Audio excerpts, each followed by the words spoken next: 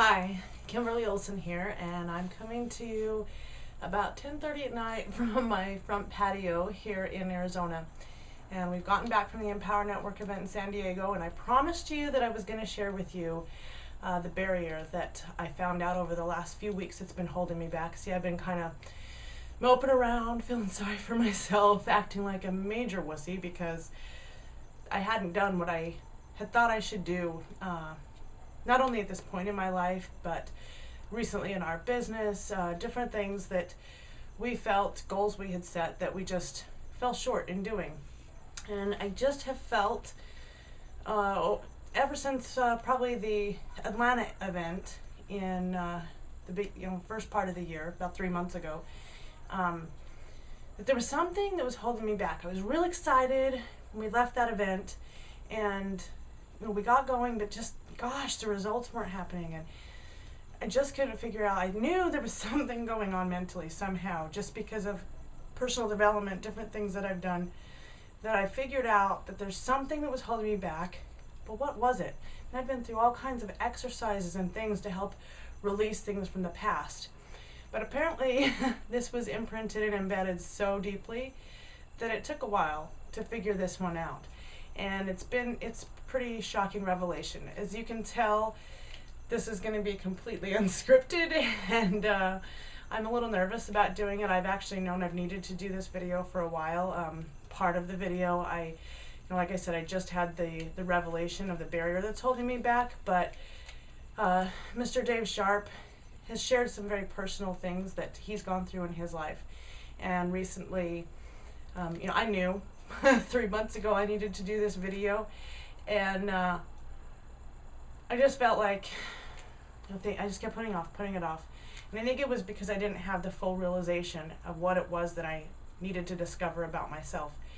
But something that he said a few weeks ago on an Power Hour call was that, even if you had a problem in your past or your life that you thought was small, minute, you needed to share it, because you never know who was listening, who that might make a difference to. So that's my intention here, is to share with you this story, and hopefully it can help you, someone out there, if it's one person, to come to a realization that I came to, or maybe find something out about their past or their life that could help them create a different future for themselves or their family or someone that they know.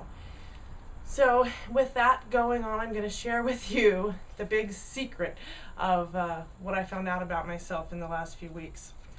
Like I said, I kind of always been self-sabotaging myself, and I didn't know why. Things would go good, and things would be going really good for a while, and all of a sudden, it seems like everything would crash. And why? Why was that happening? Well, I figured out that it had to do with something kind of silly. Gum. Had to do with gum. How can gum sabotage your future? Well, let me share with you a story about an experience I had when I was very young in high school. I grew up in a religious family, and we had an exercise that we would go, like a instructional class that we went to when we were in high school. And they did this exercise, and they did it to, I'm not blaming the teacher, I'm not blaming anything, because they had their reasons for what they were doing. But this is my warning too, be careful. Those of you who work with children or parents, be careful kind of the messages that you're going to imprint in your children, because you never quite know how that's going to come out. The exercise was this. We sat in the classroom, and they were teaching about chastity and, abstaining from sex before marriage. And they gave the person in the front row of the seat a piece of gum. They said, put it in your mouth and chew it. They did. And then they said, take it out. Hand it to the person behind you. They did. And now they said, does that person want to put the gum in their mouth? So the lesson, the moral was that, if you found yourself where you had broken the law of chastity, you were worth nothing more than a chewed up piece of chewing gum. Now, I found myself in a situation not long after that where I became the used up, chewed up piece of chewing gum. That affected me in more ways than I can even explain. See, because that used piece of chewing gum is what I felt like I was. I didn't feel like I was worth anything anymore. I was also taught that sin was the sin next to murder. Can you imagine a young, impressionable teenager? Now they're a used up piece of chewing gum and, done something that's irreparably, you can't, the point was you can't put it back, you can't fix it. Well, this has turned up in my life, this piece of chewing gum, over and over again. In relationships I had, some things are going to come out now that I've been afraid of sharing because I was afraid of what people would think about me. I was actually afraid of success on the internet because I was afraid of what my family would think about me. Not just my family, but my husband's family. But you know what, Dave Sharp? I hope maybe someday you see this. And I hope maybe this is what you were talking about. That maybe I can help someone else. Maybe I can help a young girl on her path that maybe had some mistakes to realize things can be different. So this gum, how it came up in my life was, like I say, different relationships I had, and I would have some good ones, but pretty much over the years they just kept getting worse and worse, more abusive. See, because I didn't think I was worth anything. I mean, chewed up piece of gum, that's what I was. It was worthless. So why bother? Why try? But something inside me would keep saying, keep going, keep trying, do better, do again. And I came to a point in my early 20s that was pretty much the darkest point in my life. And it's kind of, looking back, the darkest points tend to be the turning points, don't they? I had moved to Portland, Oregon to be with my dad, and I was in one of my good times when I was trying to be good and to be better, to do what I needed to do to maybe attract a good guy. But see, I was told that the good guys would never want a piece of chewing gum, an old piece of chewing gum. So here I was off to try again, and went there. But when I went there, what I didn't realize is that I had step family there that had heard all about my dad's perfect daughter. He had other children, and this is kind of a whole other story, but I didn't meet my dad till I was 16.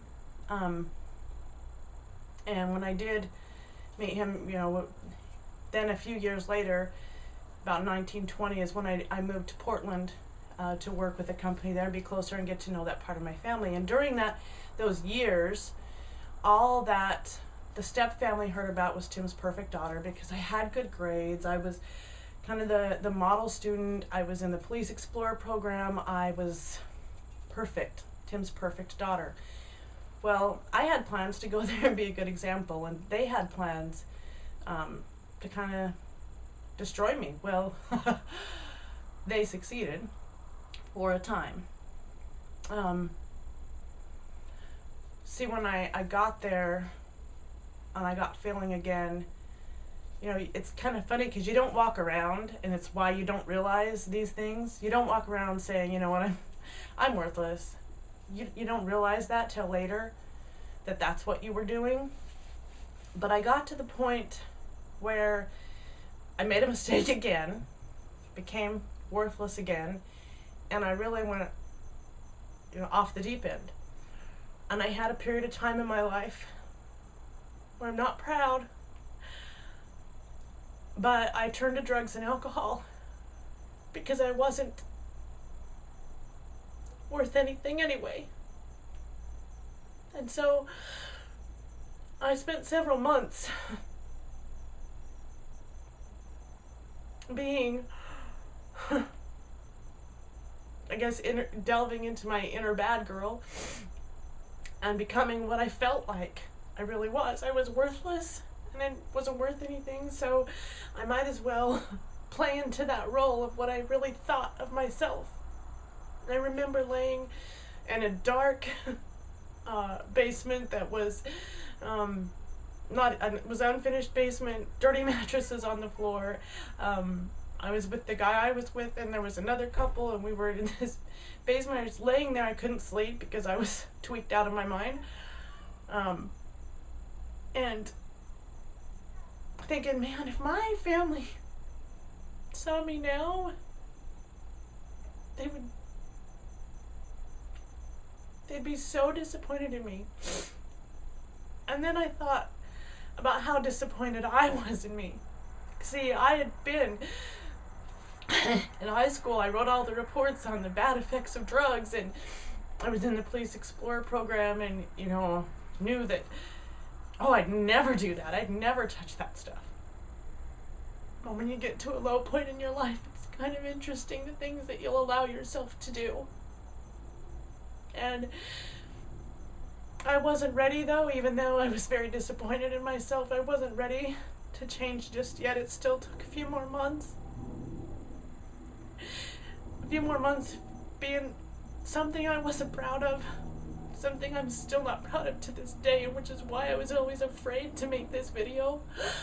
And why I was afraid of success on the internet, because what if some of those people saw me, and what if they said something like, oh, you don't know about this girl and what she's done. So I guess it doesn't matter now because I'm putting it all out on the table.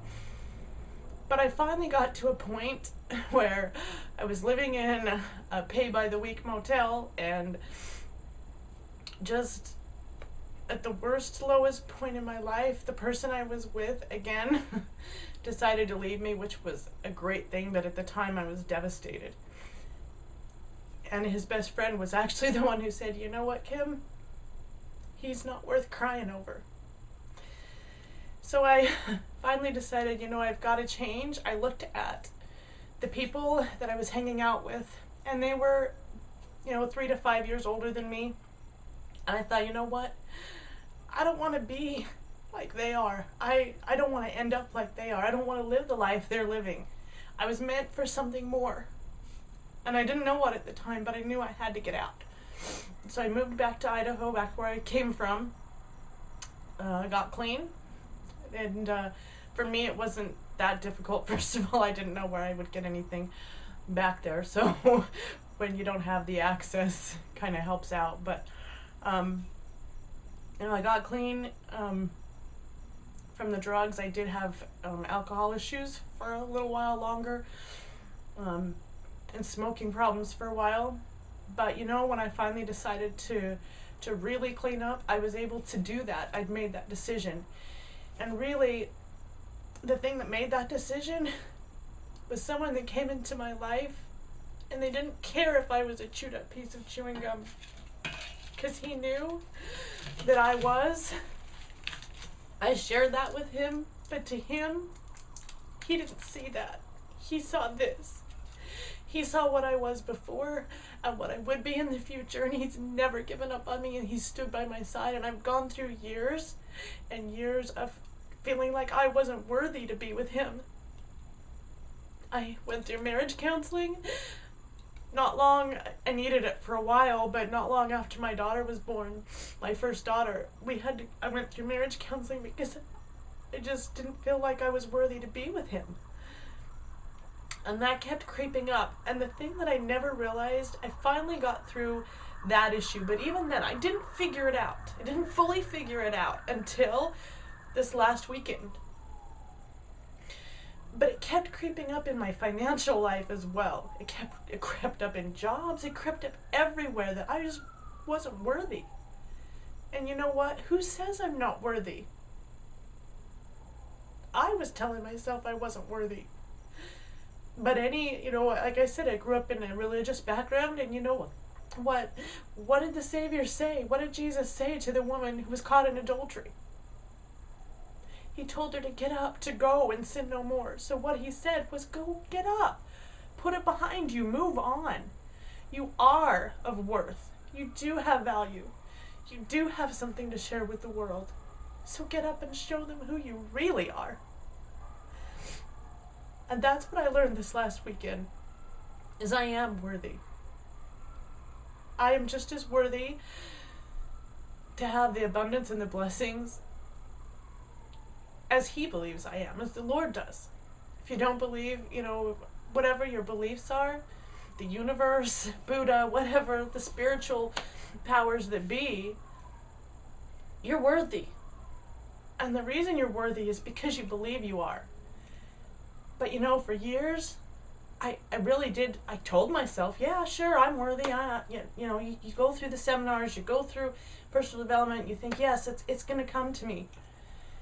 But until you find, if you keep finding yourself just spinning your wheels and you're doing the actions, but you aren't getting exact results you want, then maybe it's time to dig deeper into your past. And I thank Rob for as well, because I think it was through both Atlanta and this last one, the exercise we really went to about thinking about how we're feeling and going back to our past. That really helped me a lot, and I thank him for that. I thank him for helping me to bring this out, because you know what? I do have something to share. I do have a powerful voice. I have a lot of information that I want to share with other women, with other leaders in the business. And I'm a leader in the business. And you know what? I want to help whoever I can to realize their value and their worth. So I hope this will make a difference to someone else out there that may be going through some of the same things, of realizing that, you know what, you just have to make that decision. You have to decide that you're worthy.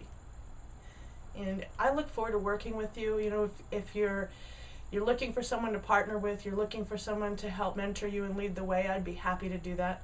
Go ahead and click the link and join me. I'll help you in whatever way I can to overcome any obstacles or roadblocks. I have a wonderful Facebook group for personal development accountability, where we share information on what we're reading. Hit me up and I will definitely get you in the group and help you to overcome those roadblocks that you may be going through in your life. Also, if this video has helped you in any way to come to any realizations, I would appreciate any comments you have, whether you love it or hate it. This is me. It's from my heart, and it was time I shared those stories, and so that people can realize that they have value, they have worth. And so if you know of anyone else that this might make a difference in their lives, if you wouldn't mind sharing the video and passing it along as well, because I want to inspire people and empower them. That was the whole purpose of me being involved with the Power Network, because I want to be able to use my voice to empower others. So make it a great day, and we'll see you on the next video.